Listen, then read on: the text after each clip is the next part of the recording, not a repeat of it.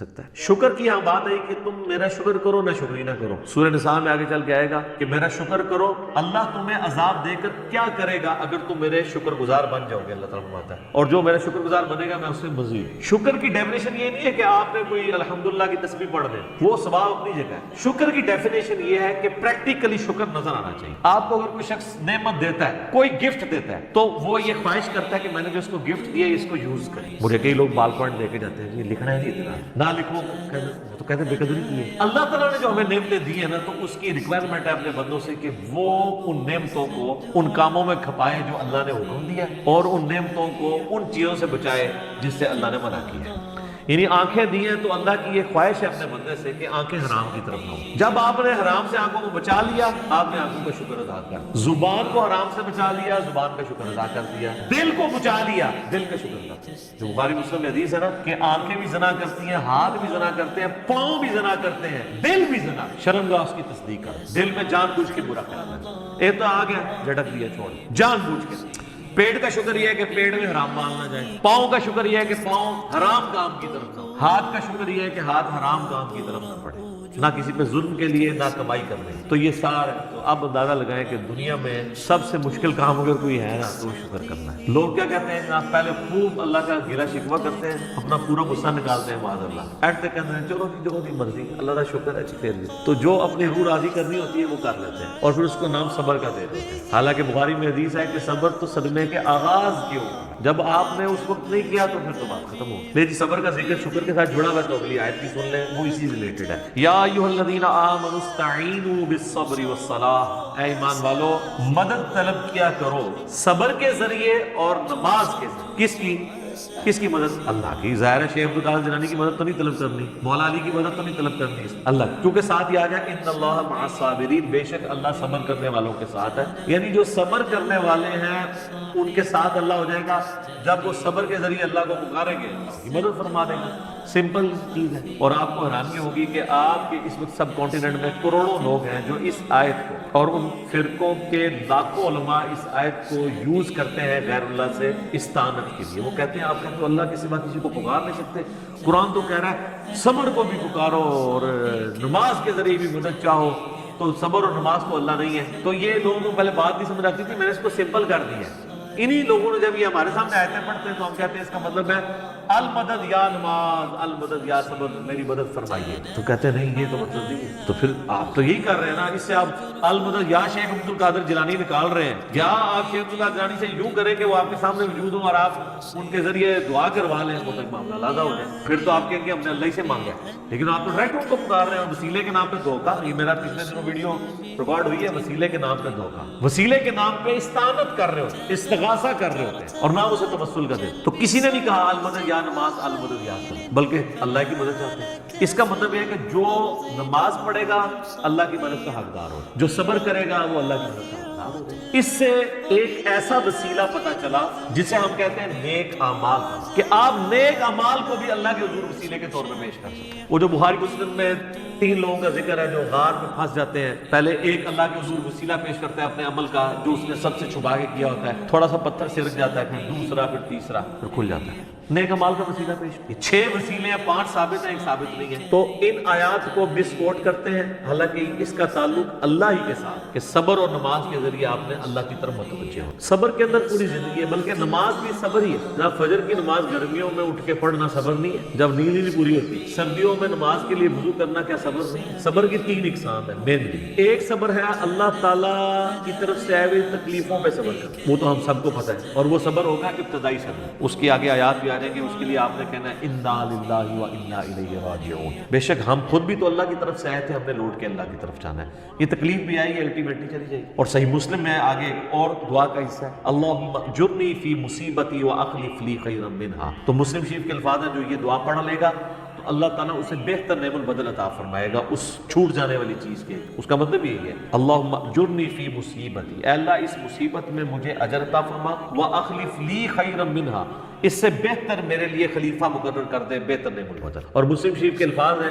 ام سلمہ کہتی ہیں جب میرا خاوند ابو سلمہ فوت ہوا تو میں بڑی دکھی تھی تو میں نے حضور سے یہ دعا سنی ہوئی تھی، انا للہ و انا الیہ راجعون اللہم اجرنی فی مصیبتی و اخلف لی خیرا منہا. تو کہتی ہے میں نے یہ دعا پڑھ لی اور میں پھر پریشان تھی کہ ابو سلمہ سے بہتر تو نبی الاسلام کے صحابہ میں کوئی اور صحابی نہیں ہے، تو مجھے اللہ تعالیٰ اس کا بہتر نعم البدل کیا دے. تو کہتے ہیں جیسے میری عدت پوری ہوئی تو نبی الاسلام میرے پاس آئے اور انہوں نے میرے سامنے اس خواہش کا اظہار کیا کہ میں تمہیں اپنے عقد میں لینا چاہتا ہوں. تو کہتی ہے میں نے کہا مجھے باقی نعم البدل مل گیا، اور ام المومنین بنی ہے. 64 ہجری میں فوت ہوئی ہے، واقعہ کربلا کے بھی 3 سال بعد فوت ہوئی. نبی الاسلام کی وفات کے بعد یہ 53 سال زندہ رہی ہیں. اتنی لمبی عمر کسی اور امہات المومنین میں سے کسی نے نہیں پائی. سب سے آخر میں حضور کی جو بیوی فوت ہوئی ہے ام سلمہ ہے. اور اہل بیت کی شان میں اور کربلا سے ریلیٹڈ جتنی احادیث ہے نا وہ آلموسٹ ام سلمہ نے روایت کی. نبی الاسلام کی یہ بڑی لاڈلی ترین بیویوں میں سے ام سلمہ سلام اللہ علیہا ورضی اللہ تعالی عنہا. تو انہوں نے یہ دعا پڑھ لی تھی، تو وہ اس کا کچھ حصہ آگے آ بھی جائے گا. اللہ تعالیٰ نیک بندوں کی نشانی بتائے گا کہ وہ جب بھی ان پہ کوئی تکلیف آتی ہے تو وہ یہی کہتے ہیں انا للہ و انا الیہ راجعون. تو پہلا صبر ہے تکلیفوں پہ. دوسرا صبر ہے جو اللہ نے آپ پہ پابندیاں لگا دی. فرائض، نماز پڑھنی ہے، روزہ رکھنا ہے، یہ ظاہر ہے آپ کو اس کے لیے جنبی ہو تو غسل اتارنا ہے، اس کے لیے آپ کو تکلیف سے نہیں گزرنا پڑتا، پروٹوکول دینا. تو یہ بھی. اور تیسرا صبر ہے حرام چیزوں سے بچنے، آنکھوں کی حفاظت کرنا، اس کو حرام سے بچانا، اس کے لیے صبر کرنا پڑتا. حرام کما کے راتوں رات امیر ہو جانا یہ تو آسان کام ہے، لیکن حلال کما کے روٹی سکی کھا کے گزارا کرنا اور اللہ سے ڈرنا کہ میں نے حرام کا لقمہ اپنے پیٹ میں نہیں جانے دینا، اس کے لیے آپ کو صبر کرنا پڑے. تو یہ 3 صبر ہے. نمبر 1 اللہ کی طرف سے آئی ہوئی تکالیف پہ صبر. نمبر 2 اللہ نے جو آپ پہ فرائض لگائے ہیں ان فرضوں کو منوان اسی طریقے سے پورا کرنے میں جو تکلیفیں اٹھانی ہے اس پہ صبر، چاہے وہ گرمیوں کے روزے ہوں اور سردیوں کے وضو ہوں اور گرمیوں کی فجر کی نماز ہو.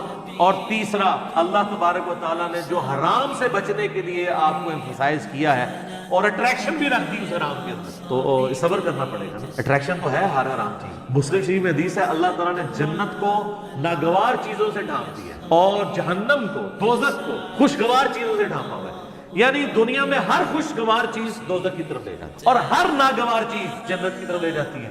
اب وہ ناگوار کی ہرڈلز جو عبور کرے گا نا وہ جنت تک پہنچے گا. یہ ہے وہ، اس پہ ہے تو بولا جا سکتا ہے وَلَنَبْلُوَنَّكُمْ بِشَيْءٍ مِّنَ الْخَوْفِ وَالْجُوعِ، اور ہم ضرور آزمائیں گے تمہیں تھوڑے سے خوف سے، تھوڑی سی بھوک سے، وَنَقْصٍ مِّنَ الْأَمْوَالِ، اور تمہارے مال میں نقصان کے ذریعے، والانفس والثمرات، اور تمہاری جانوں میں نقصان کے ذریعے، اور تمہارے پھلوں میں جو تمہارے پاس ایسٹس ہیں یا تمہاری کھیتی ہے کوئی بھی. وبشر الصابرین، اور پھر بشارت ہوگی جو صبر کر لیں گے. یعنی اللہ نے یہ کنفرم کر دیا ہے کہ آزمائے بغیر میں نے کو نہیں چھوڑا. اب یہ ایک آیت اس بات کی متقاضی ہے کہ میں 1 گھنٹہ صرف اس آیت کے اوپر بولوں کہ اللہ تبارک و تعالیٰ نے انسان کو ضرور آزمانا. بہرحال چونکہ میں نے یہ پچھلے دنوں جو کورونا سے ریلیٹڈ بھی ویڈیو ریکارڈ کروائی ہے اس میں میں نے اس آیت کو کور کیا اور اس کے کانٹیکسٹ میں سورہ الحدید کی آیت نمبر 22 اور 23 میں اللہ تعالیٰ نے فرمایا کہ زمین و آسمان میں کوئی مصیبت ہم نازل کریں گے تمہاری جانوں میں تو ہم نے اس سے پہلے ہی لوح محفوظ میں اسے لکھ لیا ہے تاکہ جو تمہیں تکلیف پہنچے تم اس کے اوپر غم نہ کرو اور جو تمہیں اللہ کی طرف سے اچھائی ملے اس کے اوپر شیخی نہ بگاڑو. اللہ کو شیخی بگاڑنے والے انسان. تو یہ ہمارا ٹیسٹ سورۃ الانبیاء میں ہے کہ ہم اچھے اور برے حالات کے ذریعے تمہیں آزماتے ہیں، لیکن ہمارے لیے یہ ہے کہ صبر کرنا ہے. وہ بشر الصابرین، بشارت ہے صبر والوں کے لیے. الذین اذا اصابتهم مصیبہ، وہ لوگ ایسے ہیں کہ جب انہیں کوئی مصیبت پہنچتی ہے قالوا انا للہ وانا الیہ راجعون، ان کا یہ ایٹیٹیوڈ ہوتا ہے کہ یار ہم بھی تو اللہ کی طرف سے آئے تھے، ہم نے بھی مار کے اللہ کے پاس جانا ہے، ہم نے خود ہی مار جانا ہے. تو یہ جو تکلیف ہمارے پاس آئی تھی زیادہ زیادہ ہمیں بہت ہی دے سکتی ہے نا. تکلیف بھی اللہ کے پاس چلی جائے گی تو ہم نے بھی تو ایک نہ ایک دن اللہ کے پاس چلے ہی جانا. کتنی زبردست بات کہ موت ہر چیز کا اینڈ ہے. وہ جب جادوگروں کو فرعون نے کہا نا میں تمہیں سولی لٹکا دوں گا، مخالف سے ان کے ہاتھ پاؤں کٹوا دوں گا، تو قرآن میں آتے ہیں انہوں نے کہا تھا کہ تو جو کچھ کرے گا دنیا کی زندگی میں کر سکتا ہے نا، آخرت جا کے تو نہیں برباد سے کر سکتا نا ہماری. زیادہ مار دے گا نا تو مرنا تم نے ویسے بھی ہے. کیا تیری بات مان لیں تو نہیں مریں گے، مرنا تو ہے ہی. اولئک علیہم صلوات من ربہم، اللہ کہہ رہا ہے ایسے لوگ ہیں جن پر اللہ تعالیٰ بھی درود بھیجتا ہے، اللہ کی رحمتیں ہیں ایسے لوگوں پہ، ورحمہ اور رحمت، وَأُولَئِكَ هُمُ الْمُهْتَدُونَ، اور یہی وہ لوگ ہیں جو اصل میں سیدھے راستے کے اوپر ہیں، ہدایت کے اوپر ہیں. کون سے لوگ؟ جن کا یہ ایٹیچیوڈ ہے کہ کوئی تکلیف جان مال میں پہنچے وہ کہ جو اللہ کے.